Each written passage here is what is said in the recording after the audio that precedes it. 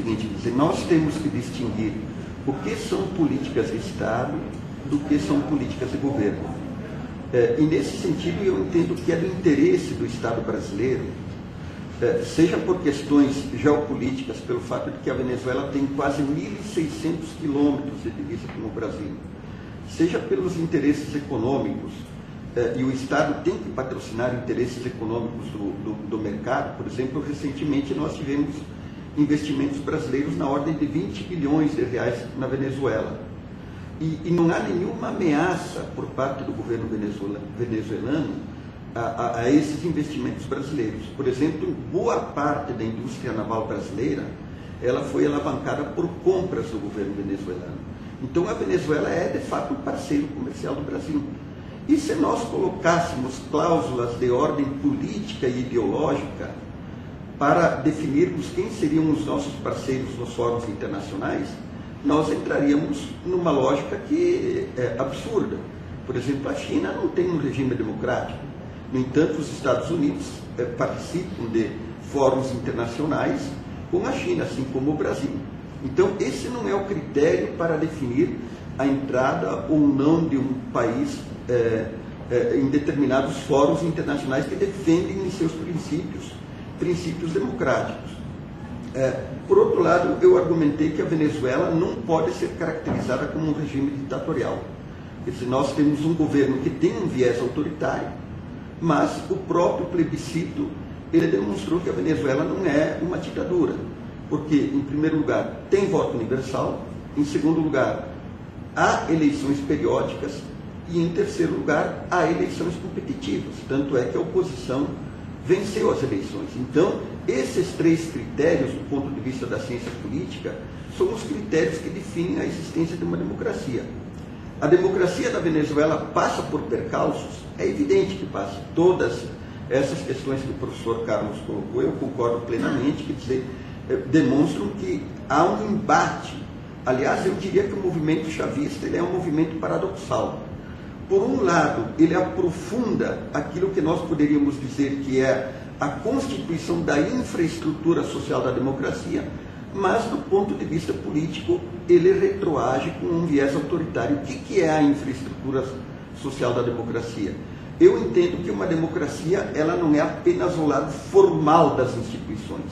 Qual é o grande problema da América Latina? É a desigualdade. Sem enfrentar esse problema e diminuir a desigualdade, que significa criar a infraestrutura social da democracia, nós sempre teremos problemas na ordem institucional nesse ou naquele país, porque é preciso consolidar, digamos assim, uma sociedade mais justa e uma sociedade mais igual. E por último, eu diria o seguinte, quer dizer, esse problema geral da pobreza na América Latina, ele faz com que as instituições formais, mesmo aquelas que estejam consolidadas, elas tenham atuações tendenciosas. Por exemplo, se você observar no Brasil o que acontece com os negros, se você verificar na Venezuela, na Bolívia ou no México o que acontece com populações indígenas, você vai ver que as instituições como do judiciário ou da polícia vão ter atuações tendenciosas. Então, eu chamo a atenção pelo seguinte fato: não basta apenas termos instituições formais da democracia. A democracia ela tem que se traduzir em direitos concretos. E na medida em que há a emergência de um novo ator político e eleitoral na América Latina, definido por esse eleitorado pobre que foi excluído ao longo dos anos, eu diria que se faz necessário um novo pacto constitucional e institucional em vários países da América Latina. Obrigado, professor. Eu gostaria de abrir a discussão com uma pergunta de internauta. O empresário Miguel Winter de França Pinto submete ao professor Aldo Franzeri a seguinte questão: como a Venezuela receberia um não do Brasil? Seria percebido como um problema com Chaves ou um problema de país a país? Porque se há o risco de, terminado o período de Chaves, as relações do Brasil e Venezuela ficarem instáveis por causa desse não, talvez fosse melhor aceitar a Venezuela agora e administrar o Chaves. Bom, eu concordo com a conclusão do internauta. Na verdade, eu diria que se constituiriam dois problemas.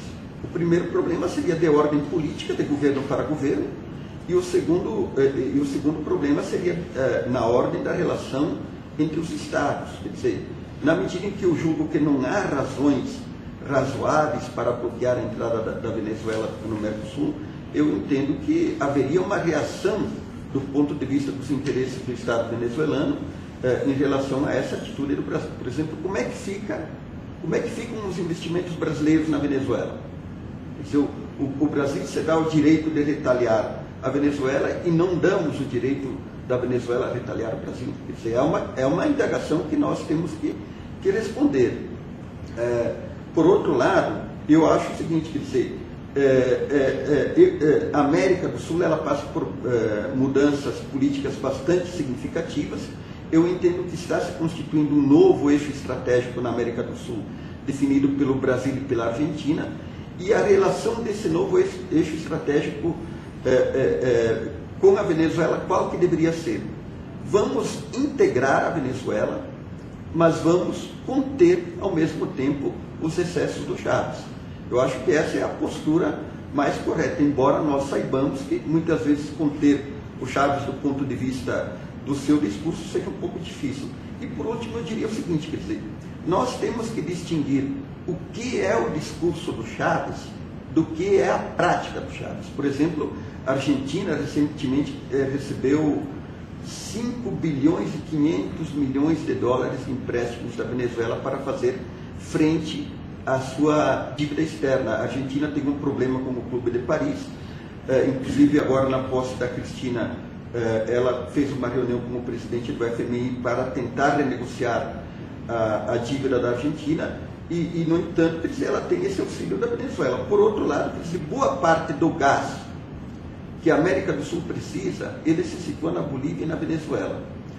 E nesse sentido, criar uma infraestrutura energética comum, interligar as matrizes energéticas da América do Sul, eu entendo que é uma necessidade. Como é que nós vamos bloquear um pleito justo da Venezuela diante dessas interdependências todas e crescentes que existem na América do Sul?